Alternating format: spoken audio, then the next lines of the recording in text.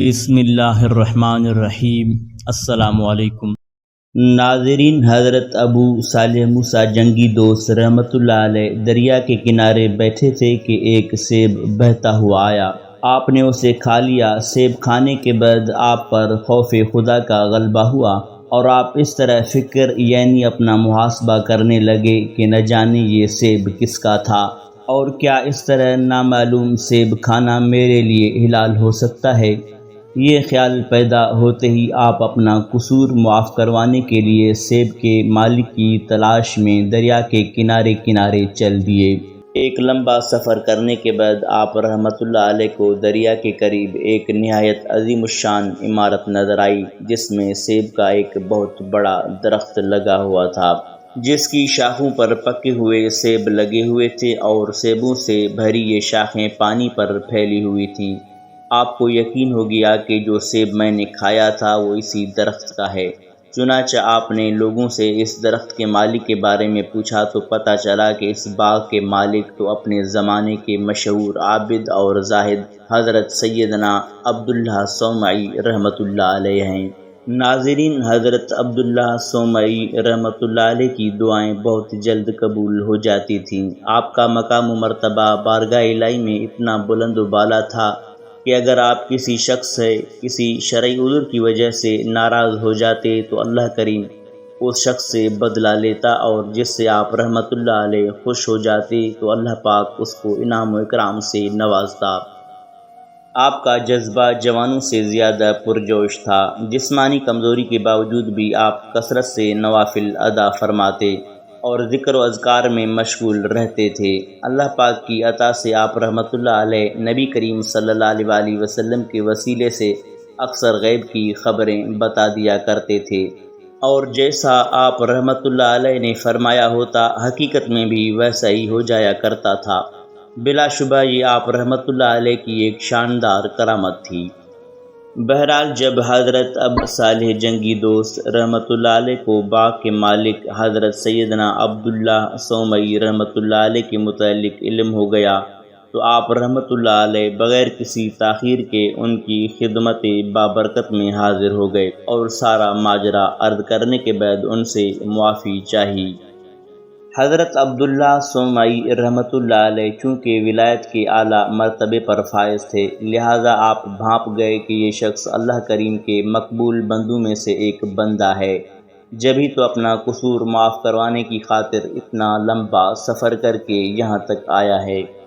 چنانچہ حضرت عبداللہ صومعی رحمۃ اللہ علیہ نے آپ کی بات سن کر فرمایا، 12 برس ہماری خدمت میں رہو گے تبھی معافی ملے گی۔ حضرت ابو صالح موسیٰ جنگی دوست رحمۃ اللہ علیہ نے اس شرط کو بخوشی منظور فرما لیا، اگرچہ شرعاً اس طرح قصور معاف کروانا لازم نہ تھا، اور 12 سال تک آپ رحمۃ اللہ علیہ کی صحبت بابرکت میں رہ کر آپ کی خدمت کرتے رہے۔ جب 12 سال پورے ہو گئے تو اگلا امتحان آپ کا استقبال کرنے کے لیے تیار تھا، وہ یہ کہ ولی کامل حضرت عبداللہ صومعی رحمۃ اللہ علیہ نے آپ سے فرمایا، ایک خدمت اور بھی ہے، اور وہ یہ کہ میری ایک لڑکی ہے جس میں 4 عیب ہیں۔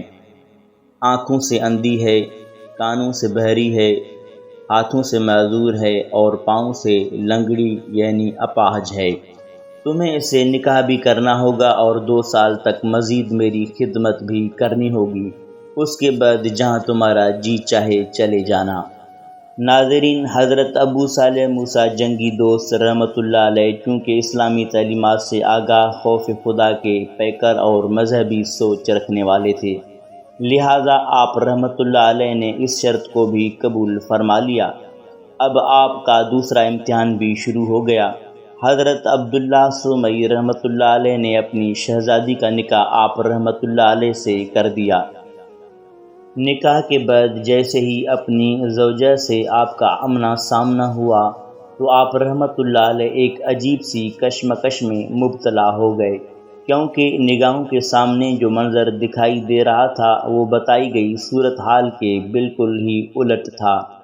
کیا دیکھتے ہیں کہ آپ رحمۃ اللہ علیہ کی زوجہ محترمہ کے تو تمام ہی اعضاء صحیح و سلامت ہیں، اور ان کے حسن و جمال کے آگے 14ویں رات کا چاند بھی شرما رہا ہے۔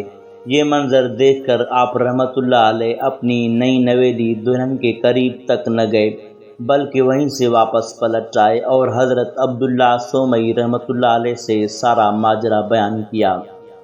حضرت عبداللہ سومئی رحمۃ اللہ علیہ نے فرمایا، پریشان ہونے کی ضرورت نہیں، تمہاری زوجہ وہی ہے جسے تم ابھی ابھی دیکھ کر آ رہے ہو۔ بات دراصل یہ ہے کہ میں نے اپنی لڑکی کی جو باتیں تم سے بیان کی تھیں وہ سب کی سب اس میں موجود ہیں۔